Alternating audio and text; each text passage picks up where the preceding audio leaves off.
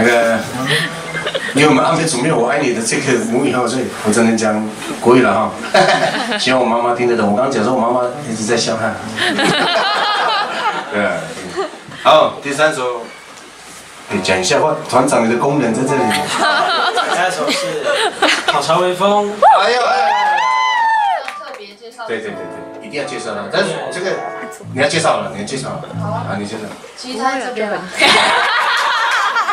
其实我们被卡掉了。刚刚那个不要放网络。既然西乐团有6个成员嘛，那今天因为我们另外一个就是木吉他手他现在可能在酒醉吧，就是他在喝喜酒这样，然后就是今天没有办法来到现场的。那其实我们都很喜欢这一首歌，就是他做的一首歌叫做《好茶微风》。那其实这首歌是一首很美的歌，对，就是站在他以前。你来讲好了，你刚刚比较熟。哦，那个，突然接棒，我是第2棒选手，就是那个屏东有一个地方叫好茶，对吗？小伟，对，那那是卢凯族的一个部落，那他因为发生88风灾以后，他们要回旧好茶，因为他们还有一个旧部落，旧好茶已经很难走这样。然后他后来在88风灾之后，一边修路一边到达旧部落，就有感触，就写了这首歌叫《好茶微风》这样子。好，然后他今天其实也有来，就在我旁边。哎，我约已经过了，打亮一点了。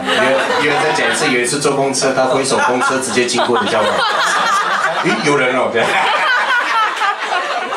呀，那个在欺负卢凯主任。肤色比较偏，对，肤色比较偏 HB 那边。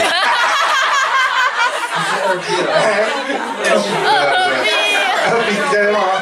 哦，我对美术没有概念。那不知道什么颜色，大概就跟这差不多。他的外号叫黑影。